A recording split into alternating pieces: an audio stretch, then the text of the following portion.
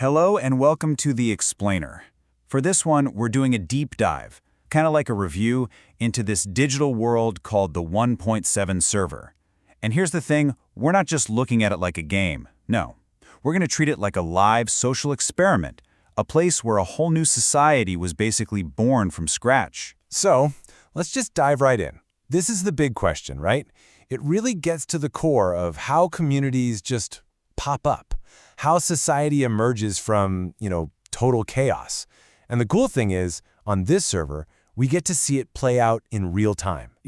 Any civilization, I don't care if it's real or digital, starts with the exact same challenge, survival. And for the very first people in this world, well, everything, and I mean everything, hinged on just making it through that first night. Just picture it. You spawn into this huge, empty world with literally nothing.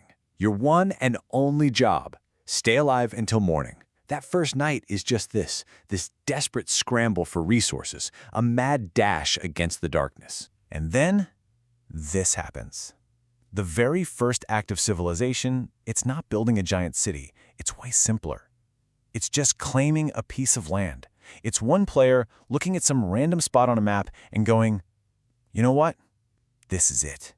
This is home. And this whole progression from just surviving to becoming a society, it happens so fast.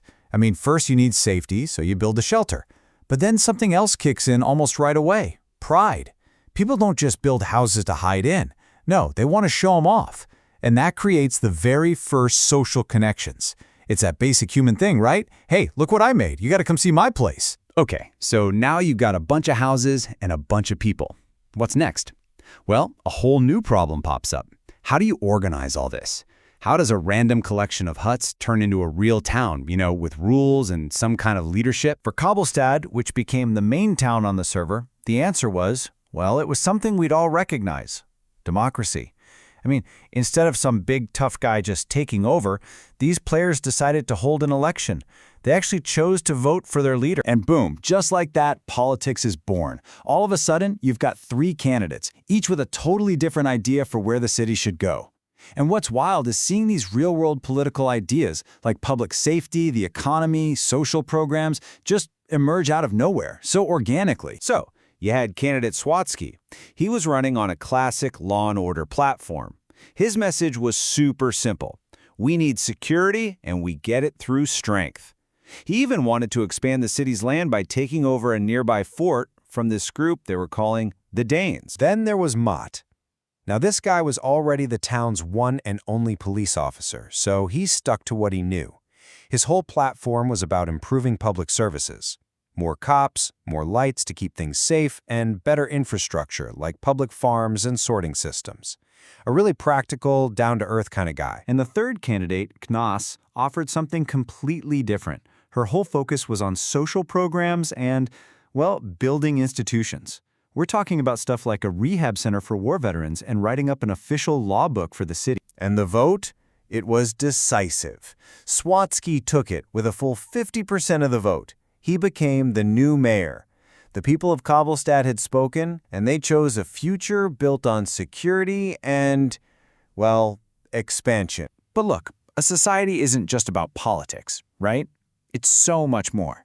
Beyond who's in charge, every single community builds its own culture through shared stories, legends, and, common enemies.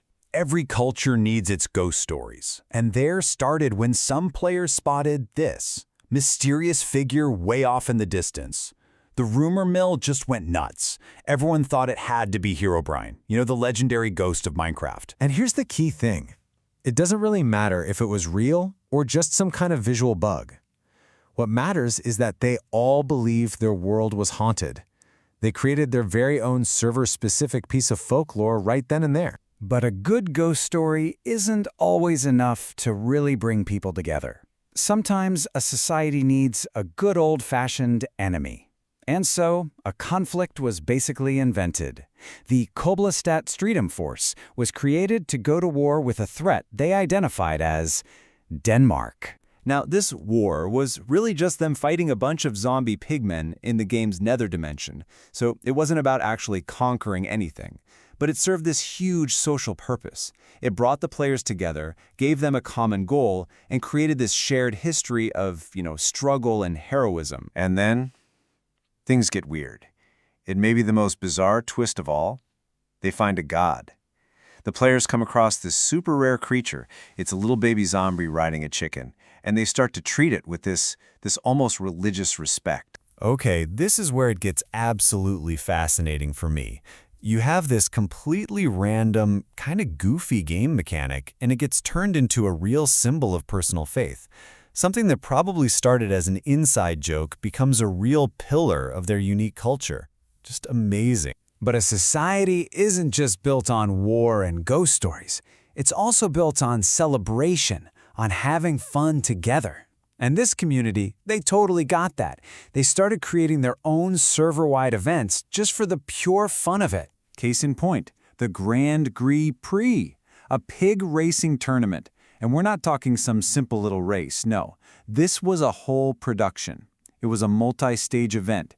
You had to choose your pig, then build it a fancy custom stall to get it on your side, and then you could race it on this insane, custom-built track. And these races were packed with drama. I mean, high stakes, fierce competition, they even had live commentary. It's incredible. They took a simple piece of gameplay and turned it into a real spectator sport, a shared cultural event that the whole server could rally around. So, when you just step back for a second and look at the whole picture, it's kind of incredible, isn't it? What started as a basic survival game morphed into something so much more complex. You can literally see all the building blocks of a real society. It's like a digital blueprint for how to build a civilization from the ground up. And that really just leaves us with one big question, doesn't it? When these digital worlds get this complicated, where does the game stop and the society begin? You have to wonder, maybe what we're watching isn't just people playing. Maybe it's a whole new frontier for understanding how we, as humans, build communities from nothing.